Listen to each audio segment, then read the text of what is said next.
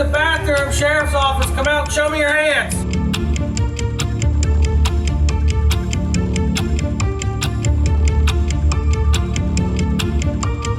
He took his phone out to record, and I was like, no, like, let's not do this. He's like, I promise, like, I'll delete it afterwards. To not even care to hear my side and just assume that now I'm doing porn. It was really, really degrading. He had me working 10 to 12 hours a night, even though they think they have a safe setup for people to do it freely. There's no freedom at all in OnlyFans.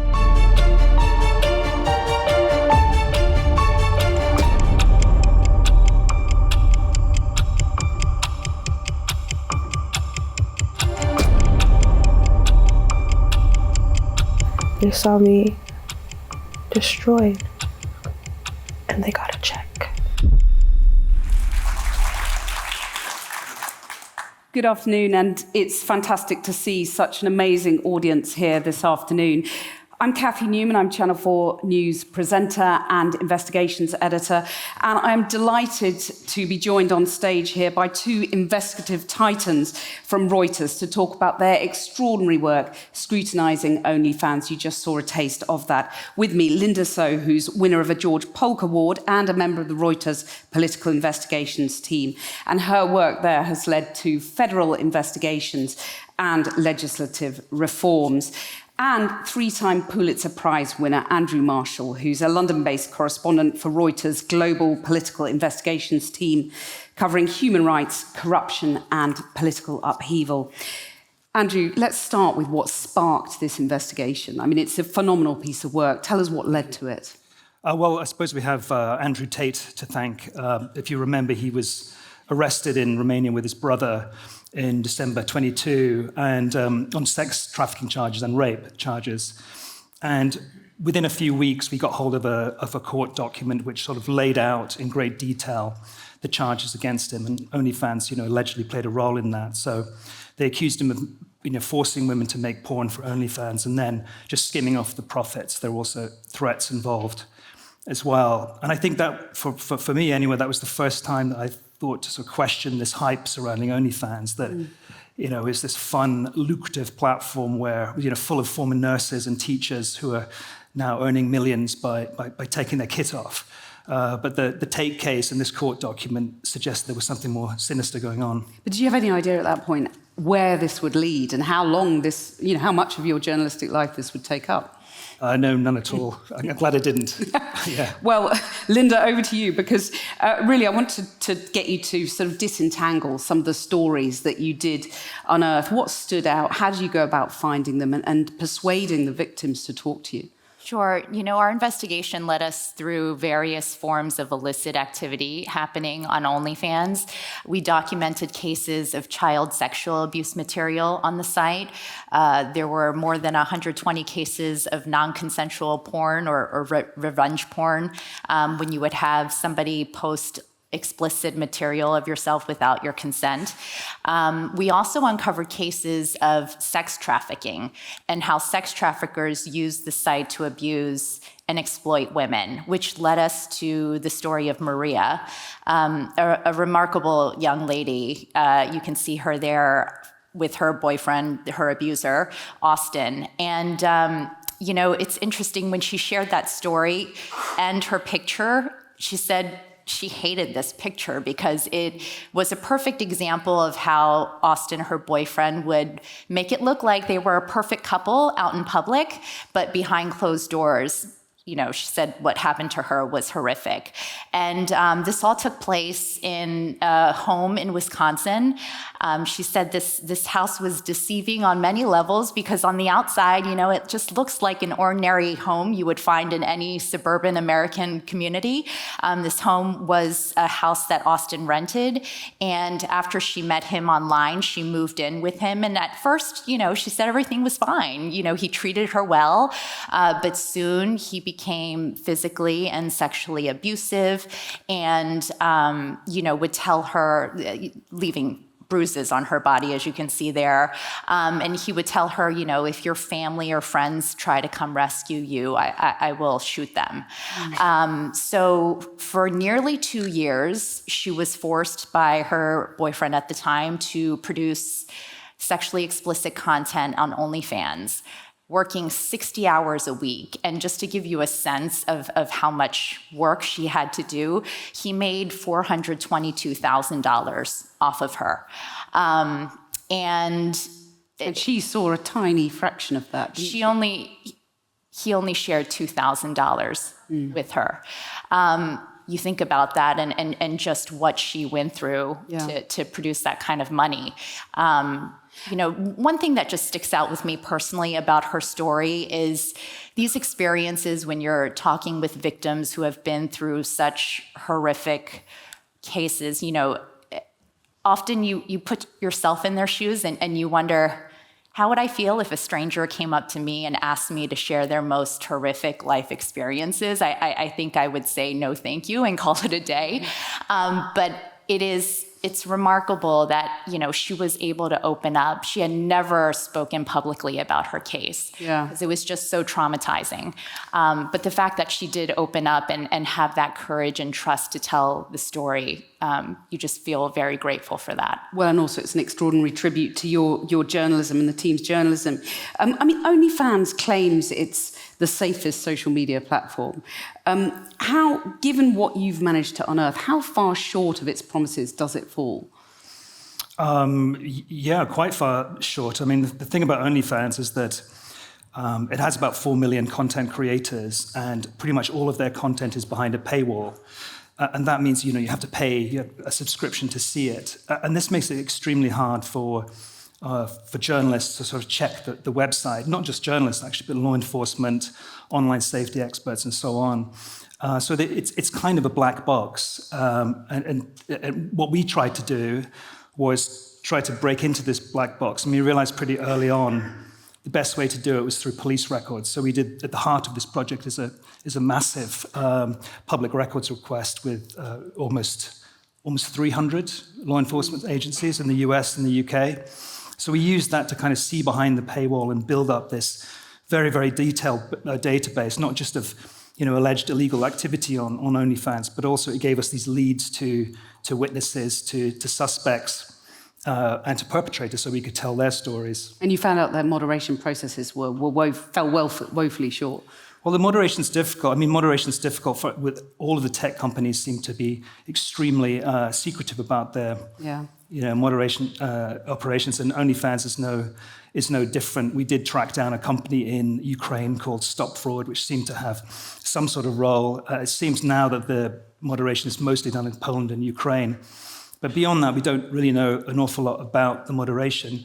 Meta, other organizations are not exactly transparent about it either, but you could argue with OnlyFans that because it makes safety such a big issue, that it should be maybe more transparent about how many moderators it has and where they are and what they do. And we'll come back to how, regulators and governments are dealing with this in a moment. But Linda, you mentioned earlier on child sexual abuse that you discovered.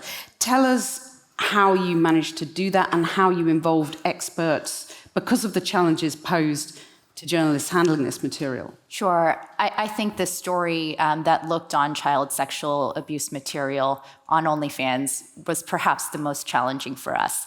Obviously for the emotional and mental reasons, but also there are laws that prevent anyone from viewing child sexual abuse material.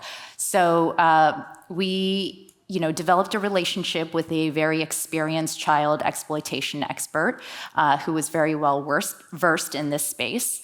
And also we just scoured the documents that we got. Oftentimes I think the biggest challenge was that because these documents dealt with cases of sexual abuse and minors, they were very heavily redacted. So you had to find ways to go around that.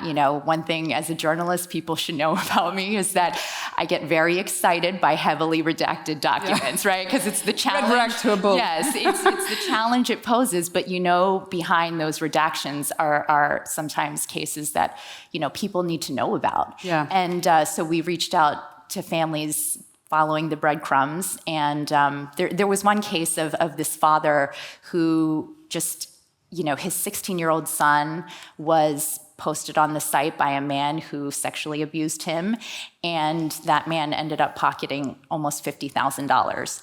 And I just remember the father expressing, like, this is a wound for our family that's never going to heal. And one thing he really stressed during that conversation was he felt it was so important for these online platforms to be held accountable for the material that's getting posted. Well, and also, Andrew, tell us about the interaction with other social media platforms and how OnlyFans sort of links in with Instagram, for example. Basically, OnlyFans has this very limited search function. So unless you know the name of the creator you're looking for, you have to come to it through other social media. So this means that OnlyFans creators drum up business by posting usually kind of highly sexualized images, sometimes hardcore porn on other sites. And these sites are often used by children, like Instagram and TikTok and so on. So, it's something that's not quite appreciated about OnlyFans. It can't really exist without these other social media platforms to drive traffic towards it. Yeah. And again, it's so important to talk about the kind of broader ecology, which we'll come back to in just a moment. Andrew, tell us about the players behind this, multi-billion-pound empire? Well, there's two main players, really, that we know of. One's Leo Ravinsky. He's the man here. He's the owner and the sole shareholder. He's Ukrainian-American. He made a lot of money from another porn site quite early on, before he bought OnlyFans in 2018. And then, it exploded during the pandemic. And he made even more money. In fact, he's paid himself probably $1 billion in dividends over the last 3 years. But he's very rich, but he's also very reclusive, and he leaves all the talking to his CEO, who's Keely Blair. And Blair's role really is to convince the world that, first of all, there's much more to OnlyFans than porn, and secondly, that it's about cookery and things like that. Cookery, it's about fitness and so on. And the second thing she has to convince the world about is that the porn that is on there is like ethical and empowering to women. So, that's been the kind of strategy. She says she's a feminist. She talks about her children a lot. And that's the strategy, which is to present this sort of folksy mother of two as the public face, while the porn mogul kind of lurks in the shadows. And having its money, or lots of sort of film treatments are springing to mind. But having a female chief exec has successfully enabled them to sort of sanitize their reputation, hasn't it? Yeah, definitely. If you had Ravinsky, for example, standing in a room sort of pitching OnlyFans as this, ethical porn platform run on feminist principles, he'd be laughed out of the room. But, Blair can give that pitch some credibility. And Keely Blair does say, as you've alluded to, that it's about more than porn, it's about cookery, it's about being creative. What were the experiences, both of you really, of the creators who use OnlyFans?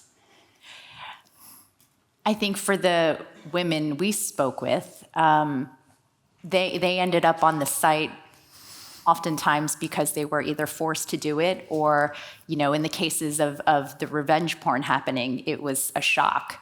I remember speaking with a mother who said she found out about it because her daughter was scrolling through another social media platform and saw that her mom's ex-boyfriend had posted sexual video of her mother. And so you can imagine, the mom just being told by her daughter that she's on this site. Yeah. I do think this idea of as Keely Blair does, which is lumping all her content together, is problematical because all content's not the same. And one of the criticisms aimed at OnlyFans is that it lures young women into the porn business, but doesn't give them any advice about how to actually survive the rigors of that business. Linda, here's the right reply bit. What has OnlyFans said in response to your investigation? Well, it's very important for us to get everyone's side of the story, obviously. So with each story, we did reach out, and every time we did ask them for an on-the-record interview, which they declined. But when we did go to them with the problematic accounts that we did fined, they were swiftly taken offline. And when we asked them why they were taken offline, the company never elaborated. Right. And Andrew, talk about the impact of this investigation. I mean, it is an incredible piece of work, 7 parts. You know, I really applaud what you've done. Tell us what it's achieved. I mean, for me, the impact is sort of changing the narrative about OnlyFans. And during the course of the publication of this series, you know, I've met online safety experts, people in the child protection space who've said they've been sort of watching with despair as this company got bigger and bigger and bigger, made all these claims about safety and nobody was challenging it. So I think now we have that body of work out there that challenges those claims. And Linda, let's just stand back for a minute and talk about the sort of broader impact of all of this in social media platforms and so on.